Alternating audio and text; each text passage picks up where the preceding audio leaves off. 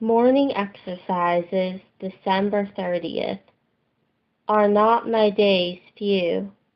Job 10:20. Not years, months, weeks, but days. Life is to be reckoned by days.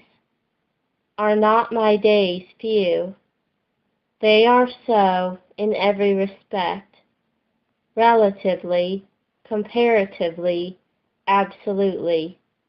It will not be necessary to prove this. No one denies it, no one can deny it. Yet how much depends upon the proper use of a truth so obvious and a reflection so simple. Are not my days few? But how came they so? All men die, but not willingly.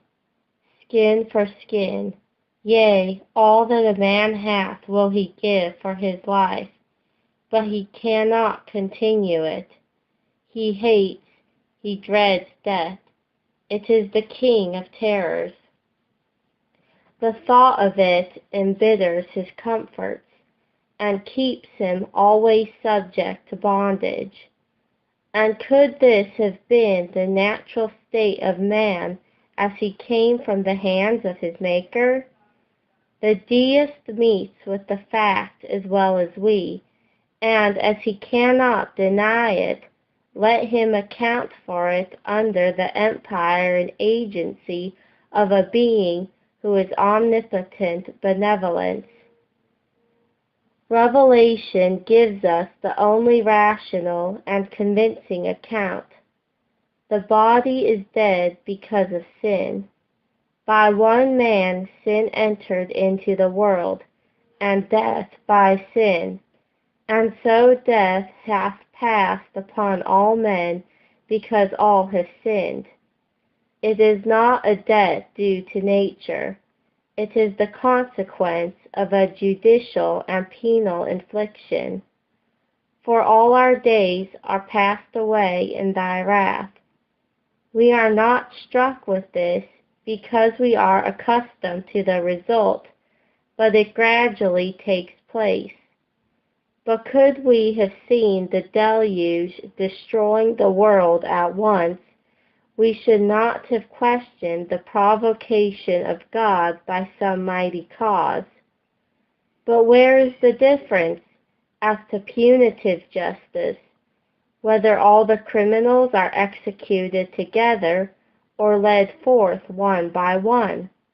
Are not my days few?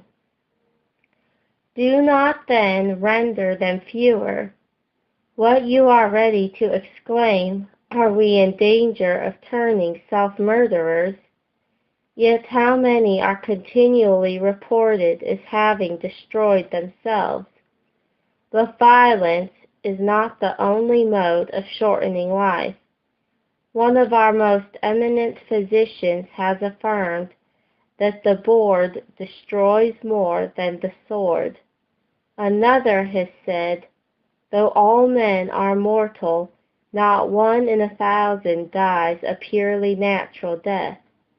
Many enervate themselves by lying late in bed, and living, if it deserves the name of life, in lazy inactiveness, as injurious to health as to virtue. Envy is the rottenness of the bones. Fretfulness and anxiety corrode. Anger and malice consume.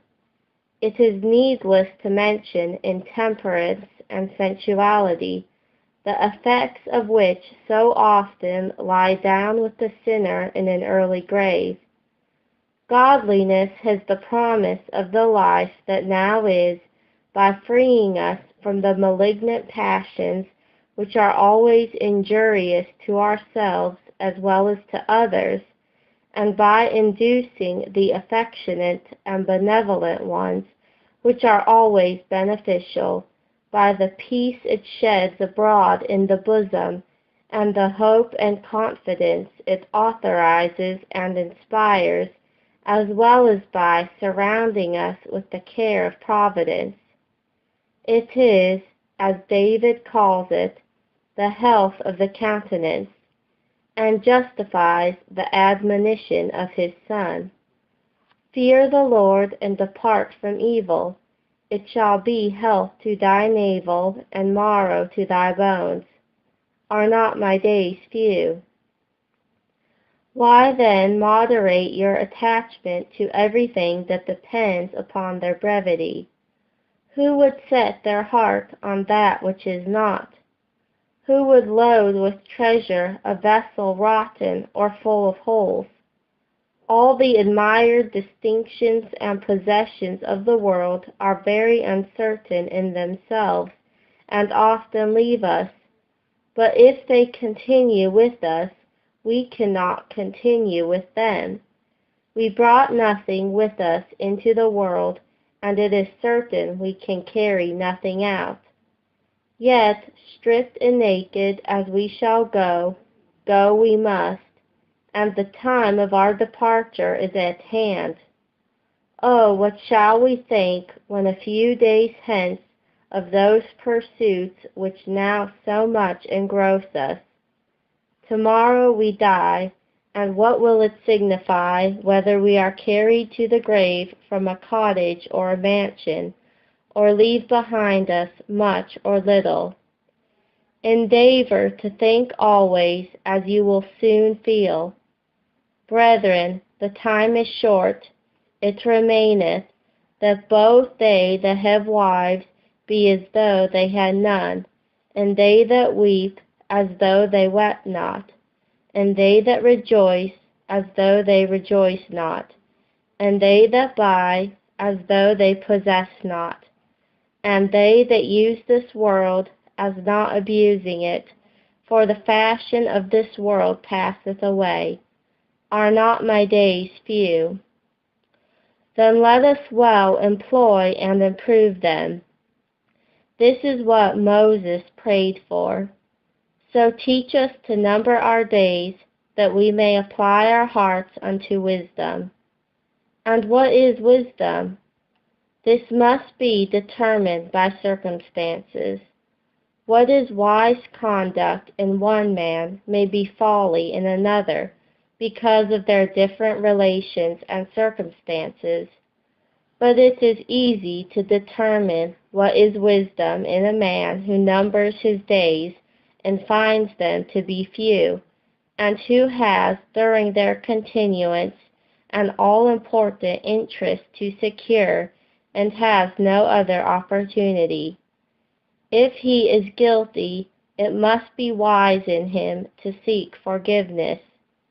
If he is lost, it must be wise in him to seek salvation. And if he be unable to save himself, it must be wise in him to apply to another who is appointed for the very purpose. And in our case, such as a one there is, his name is Jesus. He is mighty to save, he is willing to save. Instead of complaining of your application, he only complains of your neglect. Ye will not come to me, that ye might have life. Many have tried his power and his love, and recommended him from their own happy experience. He is now on the throne of grace, but he will not be always there. He will soon ascend the tribunal of justice. Seek him while he may be found, and call upon him while he is near. Behold, now is the accepted time. Behold, now is the day of salvation. This part of our subject branches itself into another line of duty.